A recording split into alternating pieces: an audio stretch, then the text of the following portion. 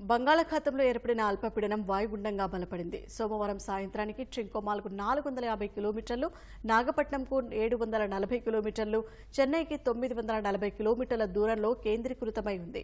ఇది వాయువ్య దిశగా కదులుతూ మంగళవారం ఉదయానికి తీవ్ర వాయుగుండంగా రూపాంతరం చెందుతుందని, 2 రోజుల్లో శ్రీలంక, తమిళనాడు తీరాల వైపు వెళ్తుందని వాతావరణ శాఖ అంచనా వేస్తోంది.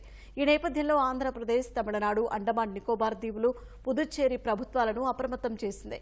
రానున్న 2 రోజుల్లో నెల్లూరు, తిరుపతి, ప్రకాశం జిల్లాల్లో ఓ మోస్తరు నుంచి భారీ వర్షాలు కురుస్తాయని విశాఖ తుపాను హెచ్చరికల కేంద్రం అధికారి జగన్నాథ కుమార్ పేర్కొన్నారు. మిగిలిన ప్రాంతాల్లో తేలికపాటి నుంచి ఓ మోస్తరు వర్షాలు కురుస్తాయని తెలిపారు. దక్షిణ కోస్తా తీరం వెంబడి గంటకు 50 నుంచి 70 కిలోమీటర్ల వేగంతో గాలులు వీస్తాయని, మత్స్యకారులు వేటకు వెళ్లరాదని హెచ్చరించారు. వర్షాల నేపథ్యంలో వరి కోతలు, ఇతర వ్యవసాయ పనుల్లో రైతులు తగిన జాగ్రత్తలు తీసుకోవాలని విపత్తుల నిర్వహణ సంస్థ ఎండీ కూర్మనాథ్ సూచించారు. వాయుగుండం చెన్నై సమీపంలో లేదా శ్రీలంక వద్ద తీరం దాటొచ్చని వివిధ వాతావరణ మోడళ్లు అంచనా వేస్తున్నాయి.